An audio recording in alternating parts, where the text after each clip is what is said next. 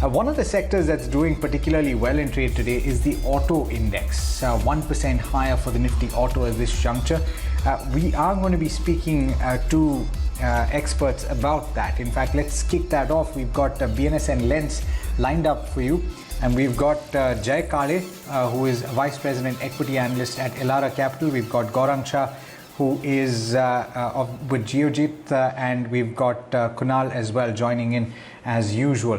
But I want to start with you, Jay. You know, there's a lot of conversation in the last couple of months specifically about ethanol and the blending of ethanol with petrol. But the question really is, with Mr. Gadkari saying that there's going to be a policy shift that could happen within the next 8 to 10 days, is the auto industry really going to be prepared for that? What is the kind of cost that this will involve to make that shift in technology? Yeah, good morning. So definitely, you know, Mr. Gadkari has been speaking about this ethanol policy for quite some time. So currently, if you see, you know, the ethanol blend is approximately, say, around 8 to 10% odd, which is slated to go up to 20%, and then further up is what Mr. Gadkari has mentioned. But you know what it does is, till 8% odd, is fine for the current engines. They can run on the existing technology. But if you raise it up to 20%, the lower energy density of the fuel, requires some bit of modifications to be done in the fuel lines of the engine to kind of improve the torque as well as the power. Otherwise, your existing engines, there could be some impact on the fuel efficiency and the power of the existing engines if the blend moves up to say 20% and then further up, as what Gadkari has mentioned. So definitely there will be some bit of tweaking that would need to be done in the fuel lines, say some bit of rubber parts or some bit of plastic parts within the fuel lines.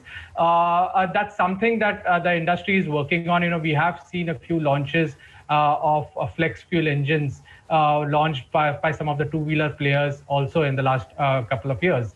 But definitely those kind of variants will need to move up.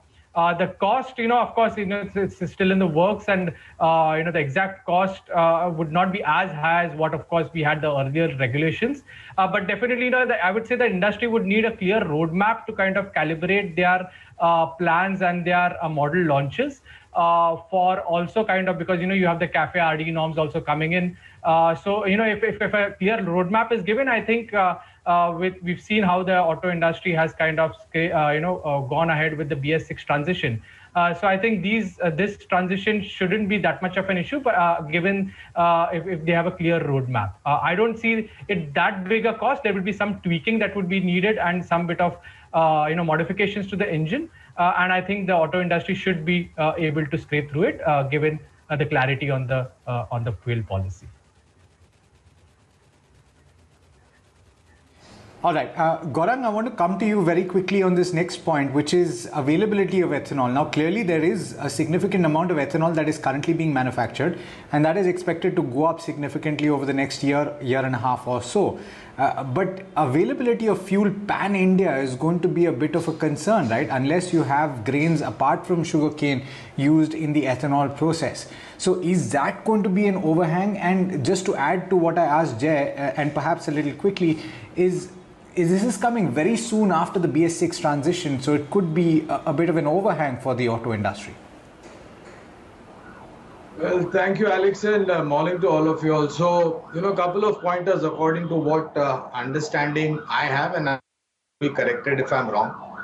And that is the oil marketing companies, as of now, do not have the infrastructure to blend a higher capacity of ethanol to the fossil fuels. Secondly, we used to blend naphtha, which was not so environmental friendly, and it was negative to the engine life as well.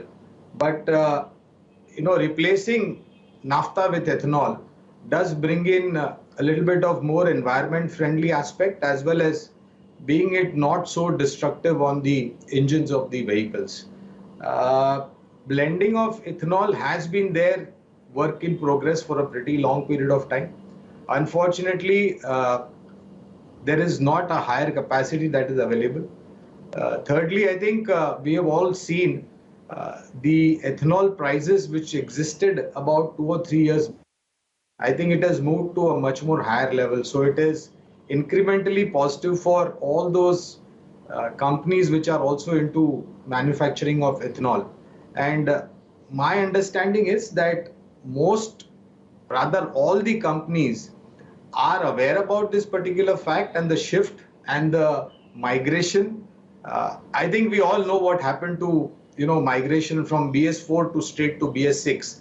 And that time as well, if you recollect, Alex, there was a lot of hue and cry as to capability, capacity, transformation, migration. Automobile manufacturing companies were also sounding their concern. But I think everything has moved on pretty well, though it has been a little bit, with a lag effect. But the entire, thing revolves around of ethanol blending at a higher capacity is how well the OMCs are equipped to do that at a higher level.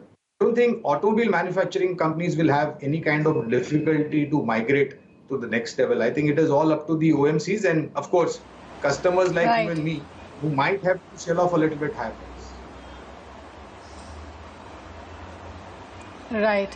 A point taken, Gaurang. Good morning, Jay, Gaurang, as well as Kunal. The schedulers are joining in. Jay, this question is for you. We saw a sharp rally yesterday in the auto sector. Even today, if you look at the auto index, it is holding up. And this is on hopes of that the demand is actually seeing some sort of a recovery. We know that the high commodity prices have put pressure on these auto companies as well. It will squeeze their margins. So you're seeing the companies, auto companies come ahead and take that price hikes.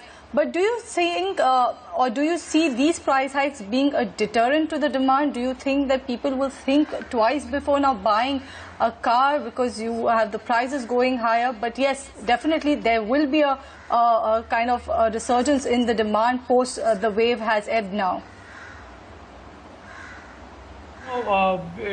We are seeing unlocks happening gradually and in a calibrated manner across the country. And definitely in certain pockets of the country, the pent-up demand is coming in, albeit at a very gradual pace. Things we need to see how, the whole expectation that this time the pent-up demand will be as strong as, say, the last time. We need to see it from the context that how the rural versus urban markets have shaped up, in the second wave. Last year, the rural bit was not as impacted as it is today, even from a sentiment and an actual COVID cases and deaths perspective. So to that extent, the sentiment in the rural side would be kind of muted. So to that extent, the kind of pent-up that we could see this time around should be a little more gradual and not as strong as we saw the last time around, which was also led by the rural bit.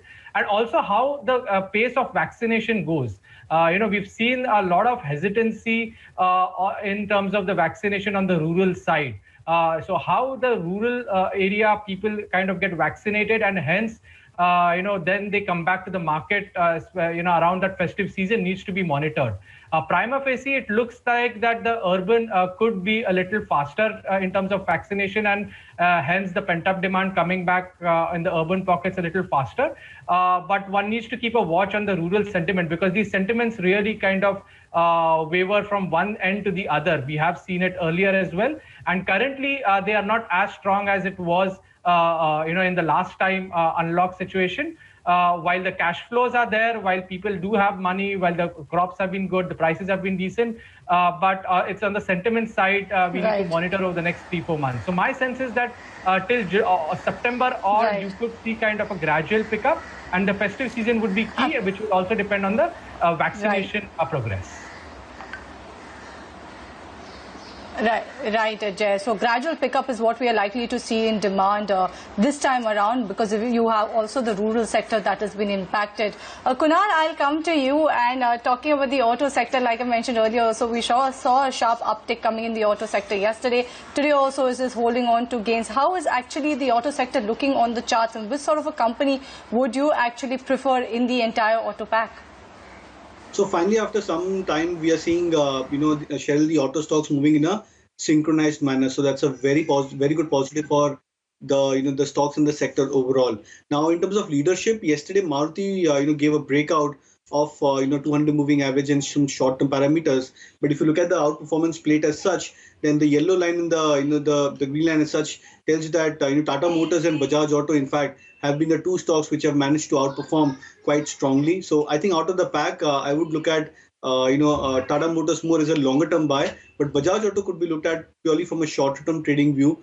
I believe the stock has capacity and capability to come back to 4,350, 4,400 level. So that would be one of the picks which I would recommend from the auto pack, specifically looking at the short-term trends. All right, thank you so much, gentlemen, for sharing your views on the auto sector. Jay, thank you so much for joining in. Always a pleasure speaking to you. Kunal and Gaurang, do stay with us. We're going to take queries next after this break.